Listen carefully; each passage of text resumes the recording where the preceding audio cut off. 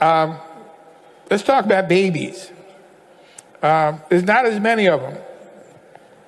We are seeing in all the developed countries a major decline in the birth rate. Now, 2.1 births per mom is what they call the replacement rate for the population. In other words, when somebody dies, people die, and so we got to keep producing 2.1 babies for the population to stay stable. Well, none of these countries are hitting the 2.1 mark.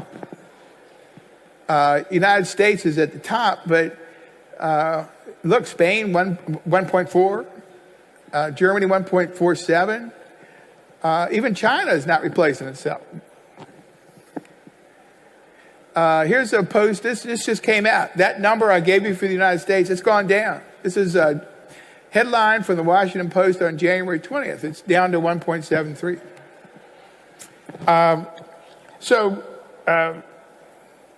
I think that, let me just go back to my notes here. I think the big thing we need to concentrate on here is the fact that we're producing fewer kids.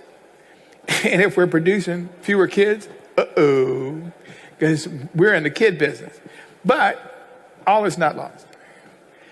Because we now have really two divergent populations of parents.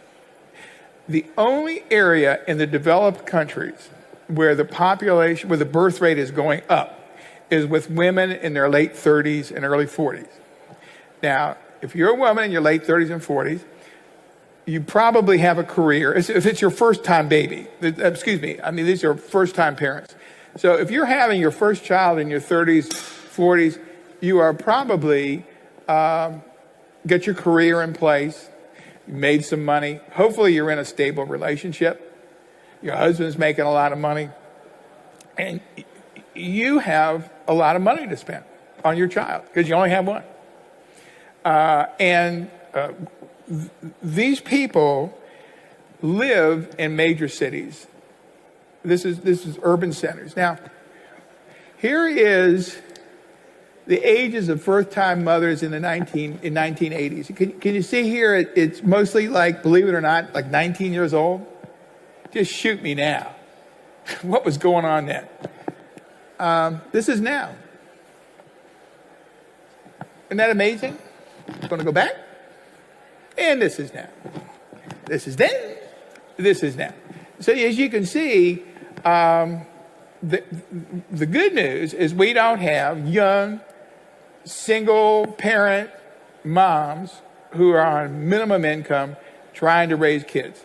So the key here is to realize that the concept of the hot price point, in the United States we'll say it's $19.99, $9.99. Well, if you live in New York City and your husband has a great job and you have a great job, it's not $19.99. It might be $69.99. It might be $99.99. So I think we need to be more sophisticated in thinking about who we're marketing to, and that there are people who have a lot more money to spend.